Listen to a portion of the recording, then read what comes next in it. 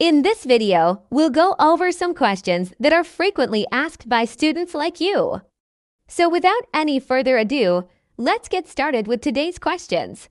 Question No. 1. How do you say goodbye in French? There are many ways to say goodbye in French depending on the time of day or the situation you're in. In general, there are two main ways to say goodbye in French. The first one is au revoir, which literally means until we meet again. This is the most common way to say goodbye in French and it is appropriate to use in most situations. For example, you can say au revoir when you're leaving your house in the morning or when you're saying goodbye to friends after school. Another way to say goodbye in French is salut, which means hello or hi in English. This is a more informal way to say goodbye and it is often used among friends or family members. For example, you might say salut when you're leaving your home in the morning or when you're saying goodbye to your friends after school. Both au revoir and salut are correct and polite ways to say goodbye in French.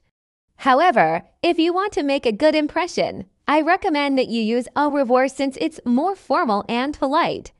Question number 2.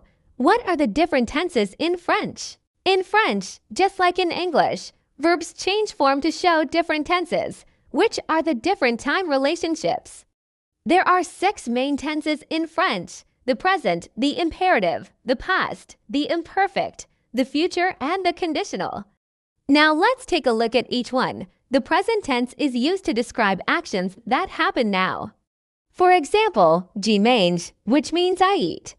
The imperative is used to give commands or make requests. For example, mange ici, which means eat here. The past tense is used to describe actions that happened before now.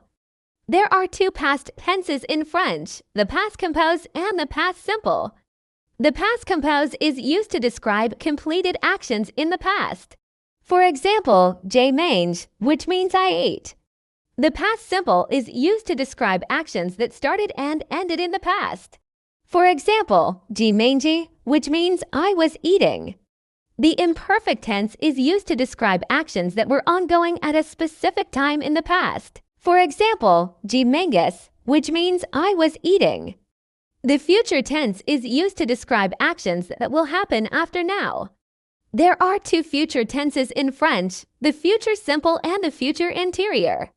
The future simple is used to describe actions that will happen at a specific time in the future. For example, je mangerai, which means I will eat. The future interior is used to describe actions that will happen before a specific time in the future. For example, j'aurai mange, which means I will have eaten. The conditional tense is used to describe actions that would happen if a certain condition were met. For example, je mangerai si j'ai faim, which means I will eat if I'm hungry. These are the 6 tenses in French. As you can see, they're very similar to the tenses in English. So don't worry if you find them difficult at first. With practice, you'll be able to use them correctly in no time. Question No.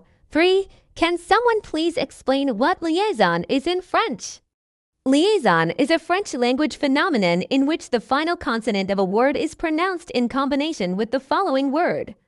It occurs when 2 words are brought together to form a sort of connected whole. Liaison can be a bit tricky for learners because it's not always predictable.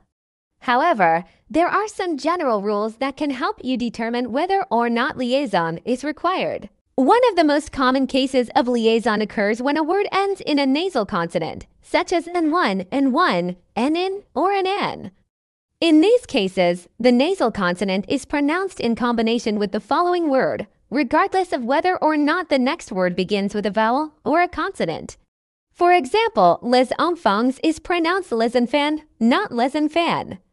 Another common case of liaison occurs when a word ends in a silent E followed by a consonant. In this case, the is pronounced in combination with the following word only if the next word begins with a consonant. For example, unifem is pronounced unif, but uniher is pronounced uniur. Liaison is not always obligatory, but it can be used for emphasis. For example, instead of saying je suis al au magasin, you might say je suis al au magasin to emphasize the connection between the 2 words. Overall, liaison is a complex and sometimes confusing aspect of French grammar, but with practice, you can master it. Just remember that liaison is a matter of pronunciation and it is not considered a grammatical error if you do and use it correctly. And here's an extra bonus tip from our team. If you're learning French and you want to improve your pronunciation, then listen to this.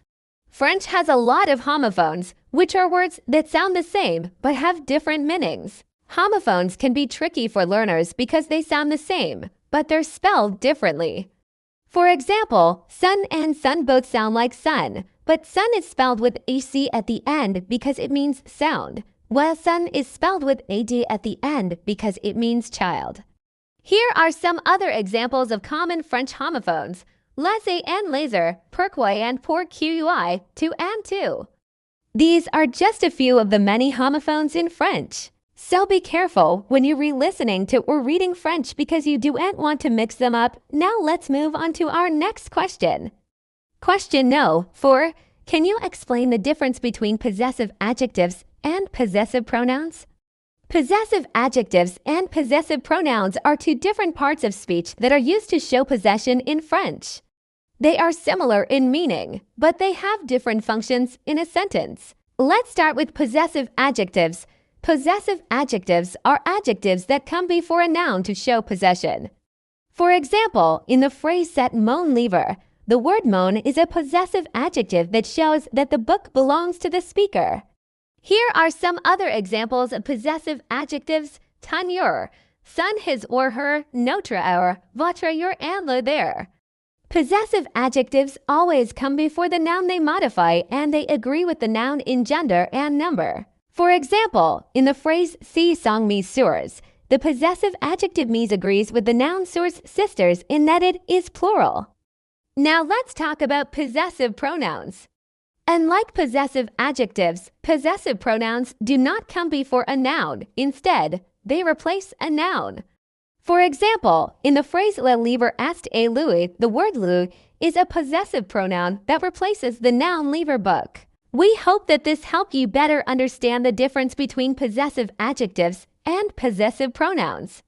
Learning the different parts of speech and how they function in a sentence is essential to mastering any language. We've only covered 2 of the 8 parts of speech that exist in French. Do you want to know what the other 6 are? Click the link in the description below to access our free guide, The 8 Parts of Speech in French. In this guide, we break down each part of speech and give you plenty of examples so you can easily understand. Don't forget to subscribe to our channel so that you're notified every time we publish a new video. And don't forget to like, share, and comment below to let us know what you think. Until next time, bonne chance at A Bintet.